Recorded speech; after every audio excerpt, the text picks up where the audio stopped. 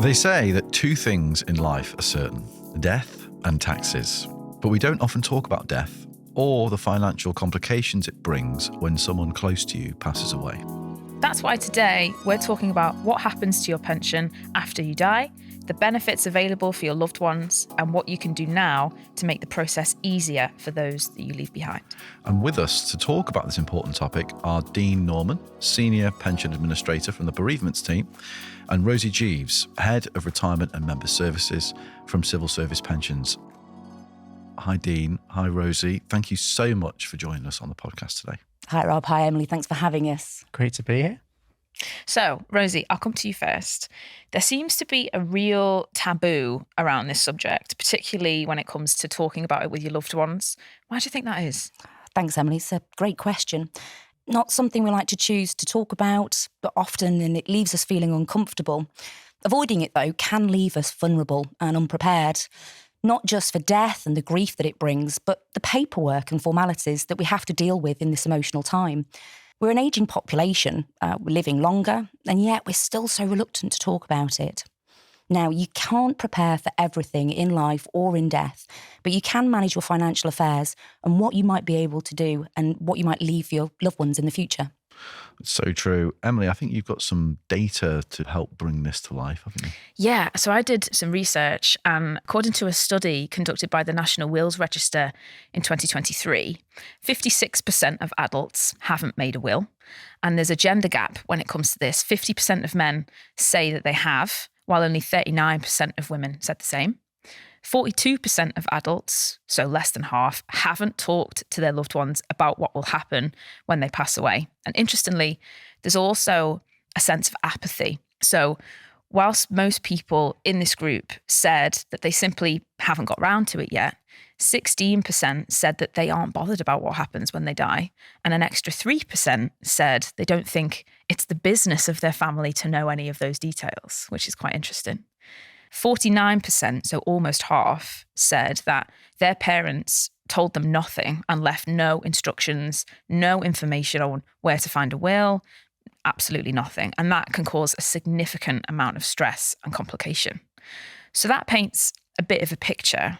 Let's now look at the civil service pension in particular.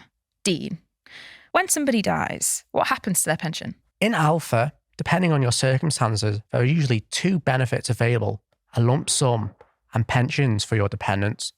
Firstly, you can't leave your pension to someone in your will.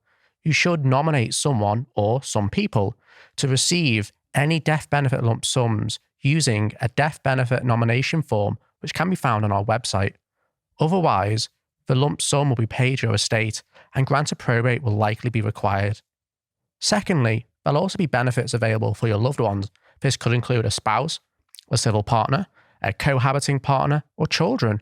What these look like will depend on whether you've already retired and receiving your pension, or if you've left the civil service and haven't retired yet, or even if you're still in the civil service when you die. Dean, can I just clarify something that you just said there? So what is grant of probate? Grant of probate is when the courts decide who is the legal executor and able to receive monies. If the threshold is over £10,000, we require grant of probate to release any money, unless it's the spouse claiming, in which the threshold is £40,000. Okay, so basically, if you don't make that nomination, you lose the opportunity to decide who gets the benefit after. Exactly, yeah. And there's a bit of delay when we need to receive a grant of probate to process out the payment. Whereas if you make a nomination, we can just pay the nominee straight away. So that can help remove some of the stress and anxiety during what is already quite a difficult time. Absolutely, yeah.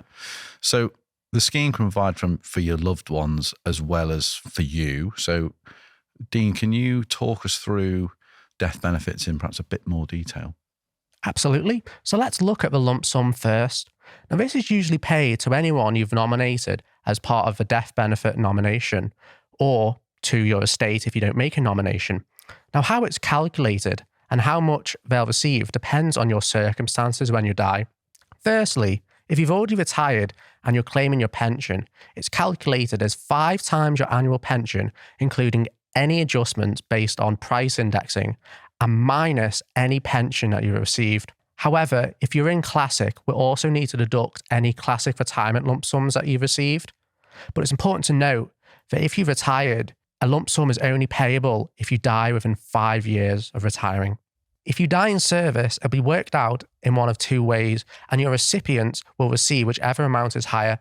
It'll be 2 times your final pay or 5 times the pension that you've built up at the date of your death. Finally, if you've left the civil service or opted out of a scheme but have a preserved pension award, it's going to be 5 times your annual pension at the date of death, including any adjustment based on price indexing. Okay, so dependent pensions then is another thing, isn't it? So talk us through that, Dean. Absolutely. Dependent pensions are a little bit more complicated because there's so many circumstances to take into account. There are 2 types of dependent pensions available, one for adults and one for children. They'll receive a percentage of your pension. If you've already retired or partially retired and claiming your pension, the pension that any surviving adults will receive will be equal to 37.5% of the original pension that you were awarded, including price adjustments to the date of death. Plus, if you bought added pension, which include benefits for your dependents, they'll also get 37.5% of this too. If it was just for you, then there won't be any added pension for any dependents. Now, if you die in service, so that's an active member of the scheme, we will calculate, first of all, your total earned alpha pension, and that's going to be your pension that came from your pensional earnings each year, and this doesn't include any transferred in or added pension that you've purchased. Then, your total earned alpha pension will be enhanced before dependent pensions are worked out. Any surviving adult dependents will receive 37.5% of your enhanced pension.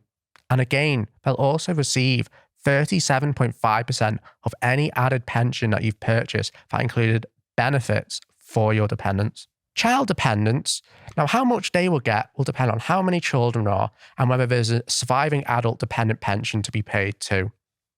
If there's an adult dependent pension due, then for 1 or 2 children, each eligible child will receive a pension equal to 30% of your pension. But if there are 3 or more children, the total of their pensions will be equal to 60% of your pension, with each child receiving an equal share. If there is no adult dependent pension payable, for 1 or 2 children, each eligible child will receive a pension equal to 50% of your pension. But if there are 3 or more children, the total of their pensions will be equal to 100% of your pension, with each child receiving an equal share. It's so complicated, isn't it? How do you retain all of that information? I mean, it's a lot to navigate, isn't it, for someone who's just like lost a loved one? You must see that. Like, it must be quite hard for people to understand this, Rosie. Absolutely, Rob. And I think the best advice would be to go and seek information on the Civil Service Pension Scheme website. Although it's there for members, it's also there for loved ones as well. They can go on, they can understand and look at those benefits and what is applicable to them in that situation. So just going back to that massive download of information you were giving, Dean, I'm conscious that we've not talked about sort of preserved pension, and there may be some other bits and pieces that you want to cover off. So can I ask you to carry on sort of being the font of all knowledge on this topic? Absolutely. So if you have left the civil service, but you've got a preserved pension award and haven't started claiming your pension yet, it's going to be worked out the same way as if you died in service, but there's no enhancement due before dependent pensions are worked out, but the same percentages are going to apply. Now, there are various rules and eligibility criteria involved in death benefit, which you can find more information on the Alpha Scheme Guide. You can also find information on how benefits for your loved ones work in legacy schemes in their scheme guides, and we'll include a link in the episode description. Now, finally, the 2015 Remedy McLeod programme is also part of the picture here. Now, those impacted by Remedy will be asked to make a choice of how they'd like their service during the Remedy period to be calculated at the point of retirement. Unfortunately, some people die before claiming your pension, and if this happens, the scheme will identify and appoint a decision maker who will then need to decide how the death benefit will be calculated for this period. So you'll still get the remedy choices. Wow, a lot of detail there. Thanks, Dean.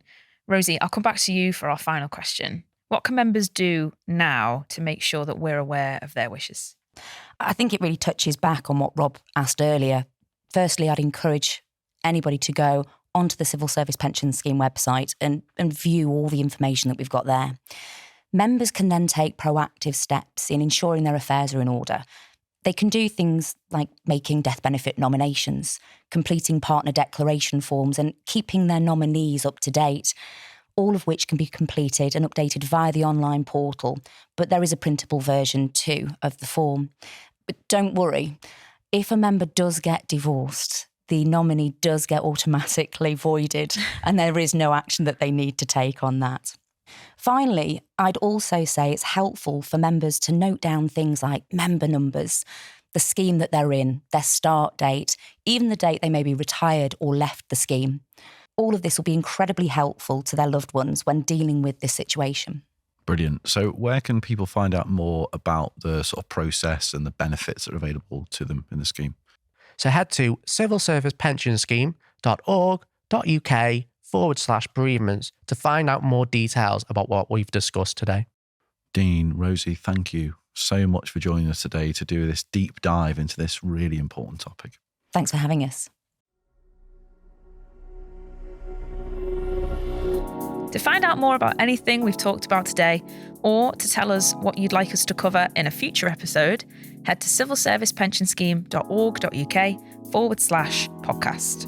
You can also find links to information, transcripts, and accessible versions of this podcast in the episode description. Make sure to follow so you never miss an episode. And if you're listening on Spotify, you can also share feedback through the in-app poll. Otherwise, please do leave us a review wherever you get your podcasts. This minisode was recorded in July 2024. All information is accurate at the time of recording. Thanks for listening.